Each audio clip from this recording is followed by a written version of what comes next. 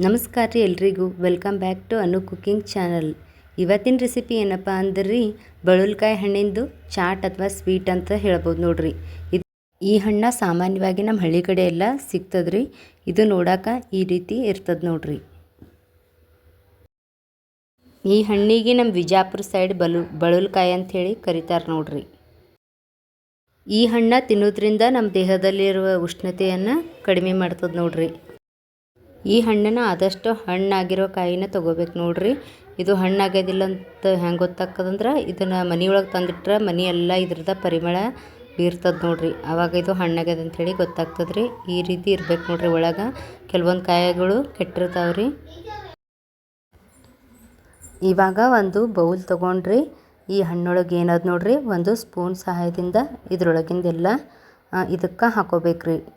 ಎಲ್ಲ ಹಣ್ಣುಗಳನ್ನು ಈ ರೀತಿ ಒಂದು ಸ್ಪೂನ್ ತೊಗೊಂಡು ಅದರೊಳಗಿರೋದೆಲ್ಲ ಕ್ಲೀನಾಗಿ ತೆಗೆದು ಇದ್ರೊಳಗೆ ಹಾಕೋಬೇಕ್ರಿ. ನೋಡ್ರಿ ಇಲ್ಲಿ ನಾ ಎಲ್ಲ ಕ್ಲೀನ್ ಮಾಡಿ ಹಾಕ್ಕೊಂಡಿನಿ ರೀ. ಇದನ್ನ ಇವಾಗ ಒಂದು ಸ್ಪೂನ್ ಸಹಾಯದಿಂದ ಇದನ್ನು ಮ್ಯಾಶ್ ಮಾಡ್ಕೋಬೇಕ್ರಿ. ಈ ರೀತಿ ಚೆಂದಾಗಿ ಇದನ್ನು ಪೇಸ್ಟ್ ಥರ ಮಾಡ್ಕೋಬೇಕು ನೋಡ್ರಿ. ನಾ ಇಲ್ಲಿ ಮಾಡ್ಕೊಳತ್ತೀನಿ ನೋಡ್ರಿ. ಈ ಥರ ಒಂದು ಸ್ಪೂನ್ ತೊಗೊಂಡು ಮಾಡ್ಕೋಬೇಕ್ರಿ. ಈಗ ನೋಡ್ರಿ ನಾ ಇಲ್ಲಿ ಒಂದು ಕುಟಾಣಿ ತೊಗೊಂಡು ಇದಕ್ಕೊಂದು ಸ್ವಲ್ಪ ಜೀರಿಗೆ ಹಾಕ್ಕೊಂಡು ಇದನ್ನು ಸಣ್ಣಗೆ ಕುಟ್ಕೊಳತ್ತೀನಿ ರೀ. ಈ ಜೀರಿಗೆ ಹಾಕೋದ್ರಿಂದ ರುಚಿ ಇನ್ನೂ ಹೆಚ್ಚಾಗ್ತದೆ ರೀ. ಇನ್ನೂ ನಮ್ಮ ಚಾನಲ್ನ ಯಾರು ಸಬ್ಸ್ಕ್ರೈಬ್ ಮಾಡ್ಕೊಂಡಿಲ್ಲ ನೋಡ್ರಿ, ಸಬ್ಸ್ಕ್ರೈಬ್ ಮಾಡ್ಕೋರಿ. ಇವಾಗ ನಾ ಇಲ್ಲಿ ಇದನ್ನು ಸ್ವಲ್ಪ ಕುಟ್ಕೊಂಡಾದ್ಮೇಲೆ ಒಂದು ಸ್ವಲ್ಪ ಉಪ್ಪನ್ನು ಸಹ ಇದಕ್ಕೆ ಸೇರಿಸ್ಕೊಳತ್ತೀನಿ ರೀ. ಈ ಉಪ್ಪು ಹಾಕ್ಕೊಂಡು ಜೀರಿಗೆ ಕುಟ್ಕೊಳ್ಳೋದ್ರಿಂದ ಜೀರಿಗೆನೂ ಜಲ್ದಿ ಸಣ್ಣಕ್ಕದ್ರಿ. ಆಮೇಲೆ ಬಾಯಿಗೂ ರುಚಿ ಕೊಡ್ತದ್ರಿ. ಇಲ್ಲಿ ನೋಡ್ರಿ ಈಗ ಈ ಜೀರಿಗೆ ಪೂರ್ತಿ ಸಣ್ಣಗದ್ರಿ. ಇದನ್ನು ಒಂದು ಬೌಲಿಗೆ ಹಾಕ್ಕೊಂಡು ಇಟ್ಕೊಳ್ಳೋಣ್ರಿ. ಇವಾಗ ಇದಕ್ಕೆ ಸ್ವಲ್ಪ ಬೆಲ್ಲನೂ ಸಹ ಹಾಕ್ಕೊಳ್ಳೋಣ್ರಿ. ಬೆಲ್ಲ ನೋಡ್ರಿ, ಈ ಬಳುವಲಕಾಯಿ ಏನರ ಸ್ವಲ್ಪ ಹುಳಿ ಇತ್ತಂದ್ರೆ ಬೆಲ್ಲ ಅದರ ಸಮ ಪ್ರಮಾಣನೇ ಹಾಕೋಬೇಕ್ರಿ. ಇಲ್ಲ ಅದು ಸ್ವಲ್ಪ ಸ್ವೀಟ್ ಇತ್ತಂದ್ರೆ ಸ್ವಲ್ಪ ಹಾಕ್ಕೊಂಡ್ರೆ ನಡೀತದ್ರಿ. ನಾ ಇಲ್ಲಿ ತೊಗೊಂಡ್ರೆ ಬಳುವಲಕಾಯಿ ಸ್ವಲ್ಪ ಸ್ವೀಟ್ ಆಗಿರೋದ್ರಿಂದ ನಾನು ನೋಡಿಕೊಂಡು ಬೆಲ್ಲನ ಹಾಕ್ಕೊಳತ್ತೀನಿ ರೀ. ಈ ಬೆಲ್ಲನ ಸ್ವಲ್ಪ ಕುಟ್ಕೊಂಡು ಸಣ್ಣಗೆ ಪುಡಿ ಮಾಡ್ಕೊಂಡೇ ಹಾಕೋಬೇಕ್ರಿ. ನೀವು ಹಳ್ಳ ಏನರ ಹಾಕ್ಕೊಂಡ್ರೆ ಅದು ಅದ್ರ ಜೊತೆ ಕೂಡಂಗಿಲ್ರಿ. ನೋಡ್ರಿ ನಾ ಇಲ್ಲಿ ಕುಟ್ಕೊಳತ್ತೀನಿ ರೀ. ಇದು ಈಗ ಸಣ್ಣಾಗ್ಯದ್ರಿ ನೋಡ್ರಿ. ಈ ಥರ ಆದ್ಮೇಲೆ ಅದಕ್ಕೆ ಮಿಕ್ಸ್ ಮಾಡ್ಬೇಕ್ರಿ. ಈ ಹಣ್ಣಿಂದು ಜ್ಯೂಸ್ ಮಾಡಿಕೊಂಡು ಸಹ ಕುಡಿತಾರೆ. ಆದಷ್ಟು ಈ ಹಣ್ಣನ್ನು ಬೇಸಿಗೆಯಾಗಿ ತಿನ್ನೋದ್ರಿಂದ ನಮ್ಮ ದೇಹಕ್ಕೆ ಭಾಳ ಬೆನಿಫಿಟ್ಸ್ ಅದಾವೆ ನೋಡ್ರಿ. ಅಂದ್ರೆ ನಮ್ಮ ದೇಹದಲ್ಲಿರುವ ಉಷ್ಣನೆಲ್ಲ ಈ ಹಣ್ಣು ಆದಷ್ಟು ಕಡಿಮೆ ಮಾಡ್ತದ್ರಿ. ನಾ ಇಲ್ಲಿ ಇನ್ನೊಂದು ಸ್ವಲ್ಪ ಬೆಲ್ಲನ ಹಾಕ್ಕೊಂಡು ಕುಟ್ಕೊಳತ್ತೀನಿ ನೋಡ್ರಿ. ಇದು ಈಗ ರೆಡಿ ಆಗ್ಯದ್ರಿ. ಈಗ ನಾವೇನು ಬಳುವಲಕಾಯಿ ಎಲ್ಲ ಪೇಸ್ಟ್ ಮಾಡ್ಕೊಂಡು ಮ್ಯಾಶ್ ಮಾಡ್ಕೊಂಡು ಇಟ್ಕೊಂಡಿದ್ದೀವಿ ನೋಡ್ರಿ, ಅದಕ್ಕೀಗ ಸೇರಿಸೋಣ್ರಿ.